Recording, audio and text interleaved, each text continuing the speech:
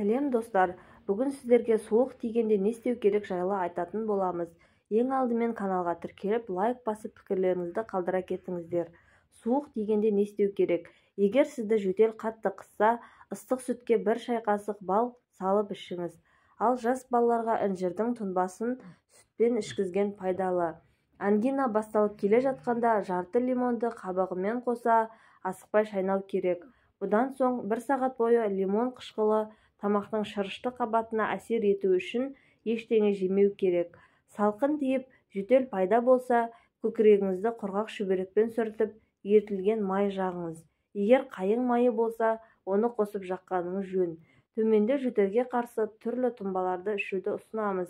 10 шақты ұсақтап туралған бадана мен 1 бас сарымсақты жұмсарғанша табиғи сүтте қайнатып, азғантай бал немесе жалбыз қосып ішіңіз.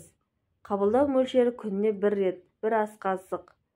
2 жұмыртқа сарысы, 1 шай қасық бидай ұны, 2 шай қасық таза бал, 2 ас қасық табиғи маймен араластырып, күніне бірнеше рет 1 шай қасықтан ішіңіз. Тұрын немесе сәбіз шырышы мен сүтті бірдей мөлшерде алып, балмен араластырып, күніне 1 рет 1 ас қасық ішіңіз.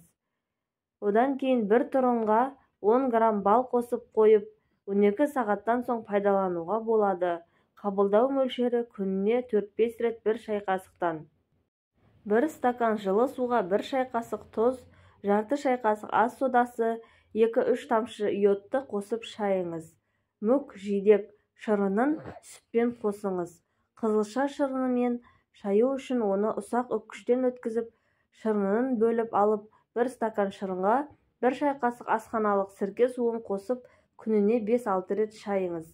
100 грамм ұсақталып туралған сарымсаққа 100 мл қайнатылған су құйып, аузын мықтап жауып, 5-6 сағат бөлме температурасында суытып қолданыңыз. 1 стакан қайнаған суға жол желкенің 4 құрғақ немесе жас жапырағын салып, жарты сағаттан соң қолдануға болады. Бұл тұнбамен сағат сайын тамағыңызды шайыңыз. Ауырмаңыздар, дендеріңіз сау болсын.